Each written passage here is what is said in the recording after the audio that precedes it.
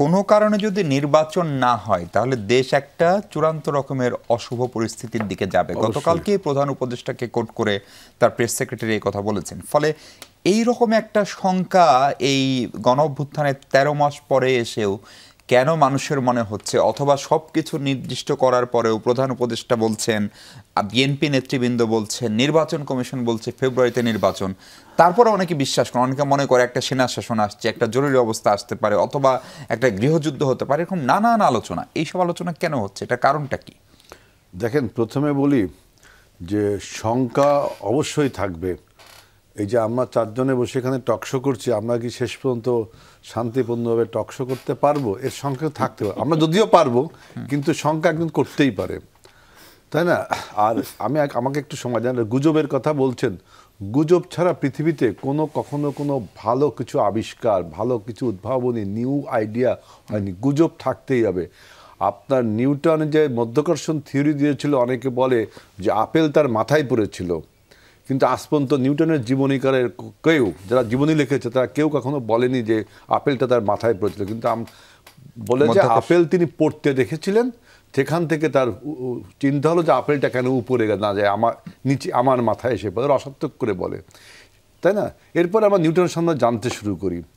আপনার ওই ফ্রান্সের বিপ্লবের সময় বলছিল যে ষোড়শ লুইয়ের যে রানী বলছিল যে আমাদের দেশের লোকরা রুটি খেতে পারছে না, উনি নাকি বলেছেন কেক খাক, রুটি খেতে পারে না, আছে না?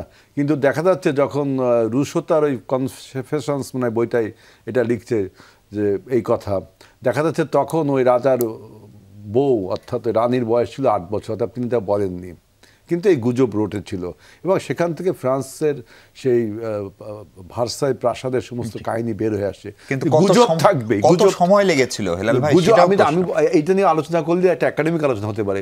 গুজব থাকবেই। সেই গুজবকে আপনাকে ভেঙে আপনাকে সত্যকে প্রতিষ্ঠিত করতে হবে, সত্যটা বেরিয়ে আসতে হবে। আমরা বলছি শঙ্কাটা কেন এখন? গুজবের জন্য শঙ্কা না। আমি যদি আর একাডেমিক রাজনৈতিক বিশ্লেষণ দিই, আজকে দেখেন নির্বাচনটা করে কিন্তু শুধু আপনার নির্বাচন কমিশন না, বা শুধু সরকার না, শুধু রাজনৈতিক দল না, টোটাল জনগণ, তাই না? কিন্তু আজকে দেখেন নির্বাচনের প্রধান যে শক্তিগুলো আছে, যেমন ব্যুরোক্রেসিটা আজকে কিন্তু আপনার সেই পলাতক মাফিয়াদের স্যাচুরেটেড, এটা অস্বীকার, এটা একটা আলোচনা। তারপরে দেখেন law enforcing agencies, same conditions. তারপরে দেখেন পতিত মাফিয়ারা রয়ে গেছে এবং প্রতিবেশী রাষ্ট্রের ষড়যন্ত্র। চতুর্থ যে বিষয়টা, এটা খুবই গুরুত্বপূর্ণ, যে we are the political parties those who R involved with the আপনার মাস আফসার্স অফ 2024, এই 24-এর গণঅভ্যুত্থানে আমাদের শক্তিগুলো। আমরা আজকে কী শুরু করেছি? আমরা আজকে এমন বয়ান তৈরি শুরু করেছি, আমি বলবো যে এই ইনএক্সপেরিয়েন্স থেকে। যেমন আমি বলছি যে এখানে আপনার উন্নাসিকতা দেখাচ্ছে না। বিএনপি 4 বার রাষ্ট্র পরিচালনা করেছে, এবং আমি প্রথমেই বলেছি যে বাংলাদেশ ভালো থাকলে বিএনপি ভালো থাকে। কারণ বাংলাদেশের যে কোনো ক্রান্তি লাগবে, আপনি ইতিহাস বিচার করে দেখবেন, বিএনপি কিন্তু এগিয়ে এসেছে। সেজন্য বলছি যে দেখেন অন্য যে রাজনৈতিক দলগুলো আমাদের সাথে 24-এর গণঅভ্যুত্থানে ছিল, তাদের ইনএক্সপেরিয়েন্স থেকে কিছু ইনোসেন্স আইডিয়া তারা দিচ্ছে। আমি তাদের দোষারোপ করছি না, ইনএক্সপেরিয়েন্স থেকে কিছু ইনোসেন্স আইডিয়া তারা দিচ্ছে। যেমন বলল যে গণপরিষদ, আপনি বলেন পলিটিক্যাল গ্রামারে একটা নতুন দেশ না হলে একটা নতুন সংবিধান রচনা করার প্রয়োজন হয়। একটা দেশ যখন স্বাধীন হয় তখন তখন হয় গণপরিষদ, তাই না?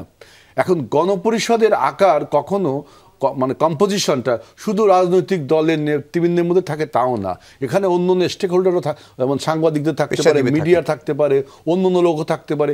এইভাবে একটা গণপরিষদ হয়। আমরা তো নতুন সংবিধান রচনা করছি না, অর্থাৎ গণপরিষদ। আবার গণভোট, দেখেন গণভোট আপনার জুলাই সনদে অনেকগুলো ইস্যুস, 84 ইস্যুস, এতগুলো ইস্যুস নিয়ে কিন্তু গণভোট হয় একটা ইস্যু নিয়ে, তাই না? তাদের ইনএক্সপিরিয়েন্স থেকে ইনোসেন্স হিসেবে আইডিয়া দিচ্ছে। সেজন্য এবং এই সমস্ত আইডিয়া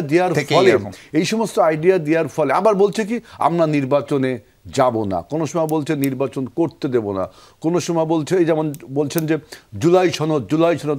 আরে ভাই, সবচেয়ে বড় সনদ হলো আগামী জাতীয় সংসদ, আগামী জাতীয় সংসদে যারা বসবে তারা ঠিক করবে যে আগামী বাংলাদেশটা কিভাবে চলবে। তারা যদি আমরা এখন যে সমস্ত স্কলার মতামত দিচ্ছি, ইভেন ঐক্যমত কমিশন থেকেও যে সমস্ত কথাবার্তা বলা হচ্ছে, সবগুলোকে আমরা ধারণ করি। সেই কথাগুলোকে পার্লামেন্টে বসে আমরা যদি না মানি বা জনগণের বিরুদ্ধে কথা বলি, তাহলে আমাদের বিরুদ্ধে আবারও আরেকটা সংকট। এই জন্য আমি বলছি, দেখেন, আজকে যদি আপনারা এই অবস্থা সৃষ্টি করেন, তাহলে মনে রাখবেন এই যে টিউনিশিয়ার কথা মনে রাখবেন, মিশরের কথা মনে রাখবেন, শ্রীলঙ্কার প্রথম 2 বছরের কথা মনে রাখবেন। উদাহরণ। সুতরাং এইগুলো মনে রেখে কথা বলতে, আমরা দেশের পক্ষে বলছি, আমরা সবাইকে নিয়ে একটা নির্বাচন অনুষ্ঠান।